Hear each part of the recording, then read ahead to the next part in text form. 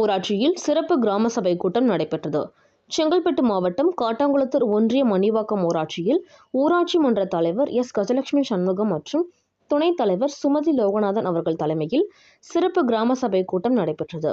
மணிவாக்கம் ஊராட்சியில் உள்ள அனைத்து பள்ளி தலைமை ஆசிரியர்கள், திட்ட ஒருங்கிணைப்பாளர்கள், அங்கன்வாடி ஊழியர்கள், சிற்றுண்டி வழங்கும் பொறுப்பாளர்கள், தூய்மை பணியாளர்கள், கிராம சுகாதார செவிலியர்கள், வேளாண் துறை அதிகாரிகள் மற்றும் கிராம பொதுமக்கள், காவல்துறையினர் கலந்து கொண்டனர். இந்த கிராம சபை கூட்டத்தில் கலைஞர் கனவு இல்லம் திட்டத்தில் 24 பயனாளிகளுக்கு வீடு ஒதுக்கப்பட்டுள்ளது. அதனைத் தொடர்ந்து பொதுமக்கள் தங்களது கோரிக்கைகளை வலியுறுத்தினர்.